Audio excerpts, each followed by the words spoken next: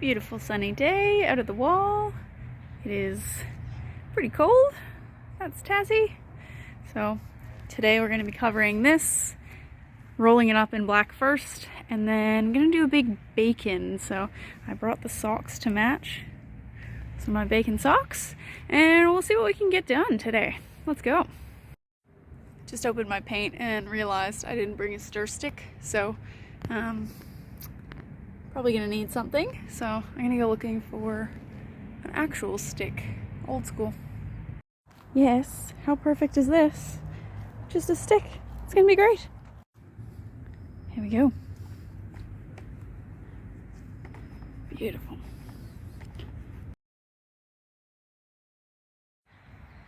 All right, we're all rolled up in black now.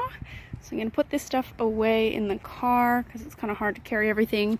And then I'm gonna come back and I'm gonna do like a really big bacon strip running through the middle of the black there. So it's just like it's hovering. Yeah, excited for that bit, but we'll give it a few minutes for this paint to dry. We'll get all the spray cans and we will get ready to go.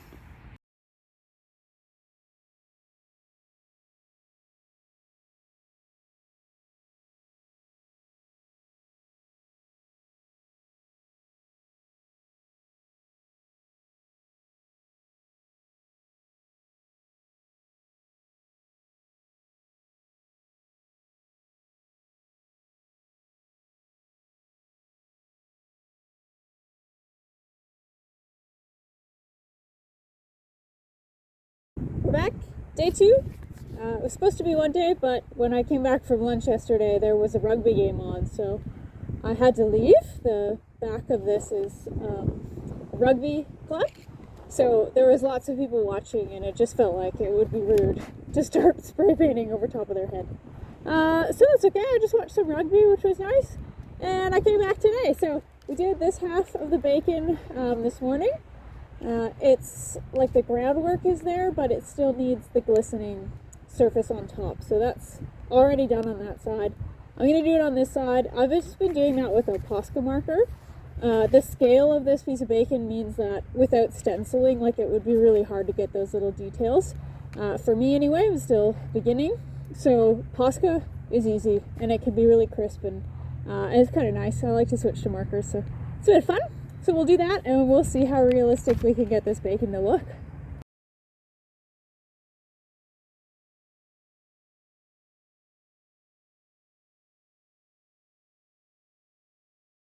All right, that's a wrap. It's not perfect. There's a lot I would change about it.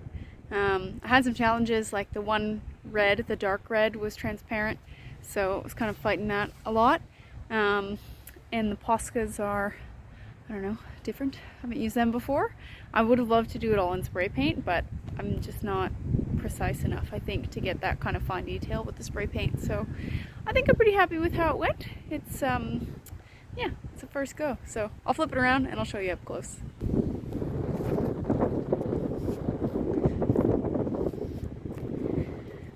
Bit of splattery, dusty stuff going on.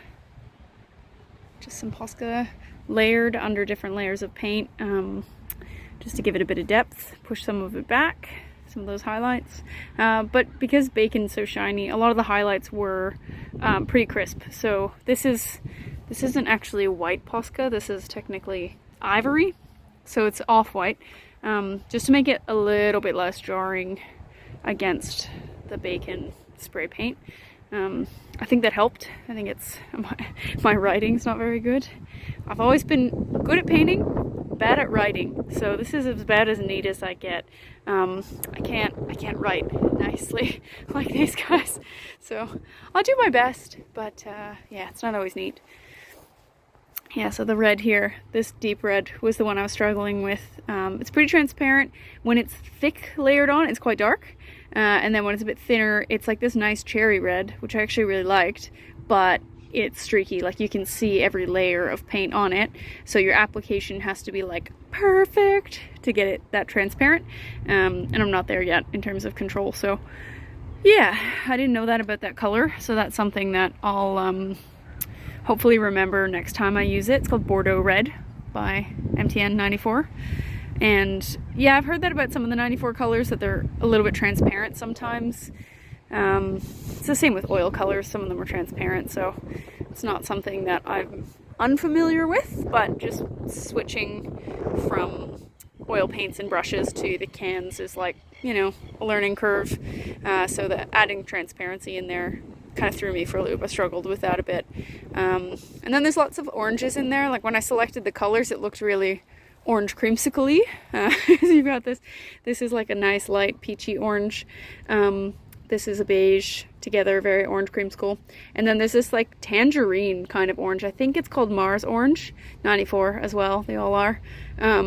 So when I was looking at them, I thought there's no way this is the color palette for a piece of bacon. But when it all comes together with the reds, what do you know?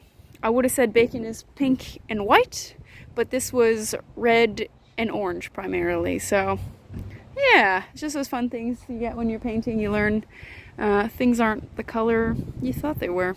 So that's fun. Yep, I'm kind of tired. It's been 2 days. I was derailed by a rugby match yesterday, so I came back to do it today. And it's a really beautiful day, but yeah, this is this is a learning curve, and my brain's working overtime while I'm painting. So I'm happy to be done, and we'll just try again on the next one. See how she goes. Thanks.